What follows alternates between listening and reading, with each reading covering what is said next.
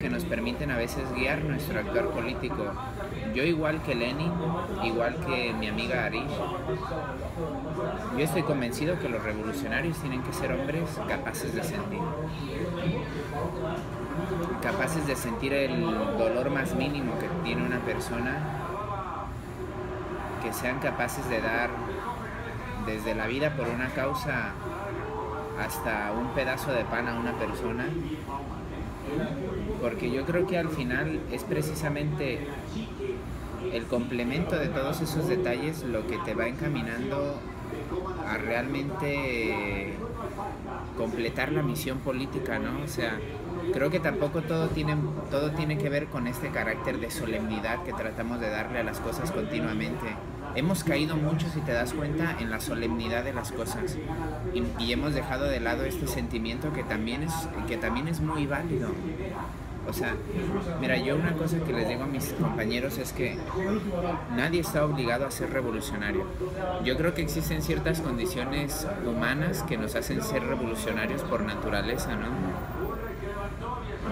Pero hay quienes niegan esa naturaleza, hay quienes van en contra de esa posición natural que tenemos por sentir el dolor del otro. Y yo te puedo decir que si nosotros hemos vivido una cosa aquí en Cuba, ha sido esa, la de tratar de sentir más por los demás. Mira, a mí no se me olvida, por ejemplo, lo que fue para nosotros la campaña por la liberación de los 5 héroes cubanos. Cuando yo ingresé aquí en el 2012, yo ingresé el 24 de marzo del 2012 al proyecto. Ese fue el día que yo llegué para comenzar mi carrera universitaria a Cuba. Cuando yo llegué, una de las cosas en las que me involucré de lleno fue en la campaña internacional por la liberación de los 5 héroes. René, Ramón, Fernando, Gerardo y Antonio. Estos 5 personajes, digamos que dentro de la historia política actual de Cuba tienen mucha importancia, sobre todo por eso de lo que tú hablabas, ¿no? Fueron hombres capaces de demostrarle a todo el movimiento político de América Latina que el principio que ellos siempre enarbolaron, el principio que permitió guiar su misión política, fue el amor que sentían por la gente de la isla. Te digo esto porque para los que no conocen a los 5 héroes, no saben que ellos eran luchadores antiterroristas que habían decidido luchar en contra de las acciones terroristas hacia Cuba sin que eso constituyera un beneficio económico para ellos o que lo hicieran teniendo un sueldo. Es decir, esto era un trabajo que ellos hacían gratuitamente y que lo hacían por su carácter moral, por su moral revolucionaria de proteger a la isla bajo cualquier circunstancia.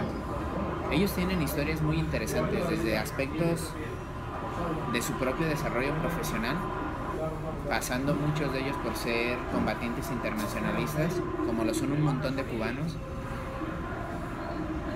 hasta la preparación que tuvieron para convertirse en agentes antiterroristas de la Seguridad Nacional de Cuba.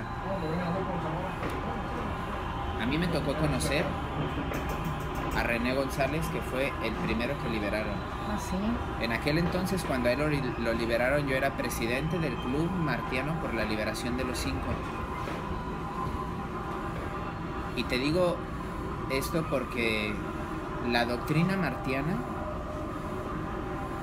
la filosofía política inclusive de Martí, pienso yo, y sé que los pensadores intelectuales cubanos estarán de acuerdo en que es el basamento de la obra revolucionaria cubana, ¿no? Más allá de ser fidelista o de ser guevarista o de ser marxista-leninista, la obra cubana es profundamente martiana.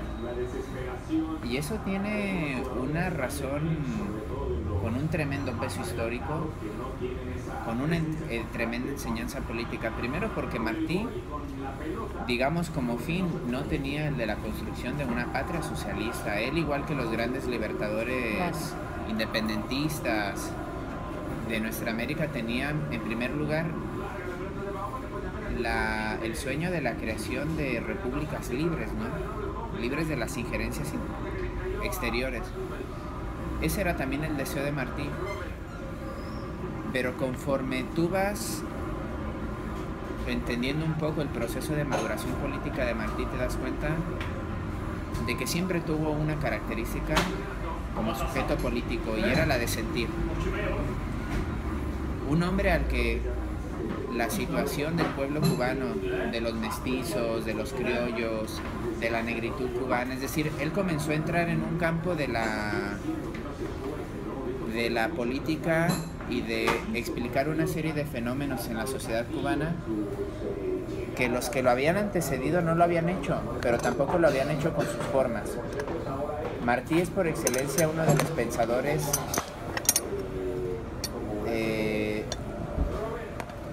del siglo XX, parte del XIX, que de alguna manera fundan la visión integradora de América Latina, pero con una característica, la de sentir. Martí era ante todo un ser humano que ponía en primer lugar la necesidad de sentir el dolor del prójimo. Él decía, él tiene una cosa que a mí me encanta, que digamos me parece de las cosas más importantes de la filosofía martiana en cuanto a riquezas se refiere, y es que él decía que Dios como esa imagen subjetiva de todo lo que es superior a nosotros existía en la idea del bien. Fíjate cómo él decía, Dios existe en la idea del bien. Entonces a esa hora, cuando él te dice que Dios existe en la idea del bien, rompe prácticamente con todas las fronteras y todas las contradicciones que pueda encerrar una posición política, porque él te está diciendo que lo más importante es sentir. Si tú no sientes, no puedes tener un pensamiento transparente, un pensamiento claro, ni siquiera en una postura política. Es decir, ante todo el sujeto político es un sujeto con una moral y un grado de desarrollo de su sensibilidad humana que llega a lo más alto, ¿no? Y en ese sentido yo creo que el pensamiento martiano ha logrado inyectar eso a cada uno de los protagonistas de la construcción del proceso revolucionario cubano. Por eso los 5, cuando tú los oyes hablar, siempre hacen referencia, inclusive antes de hablar de Fidel, hablar de Martí. Es que Martí el gran maestro, es que Martí el gran maestro.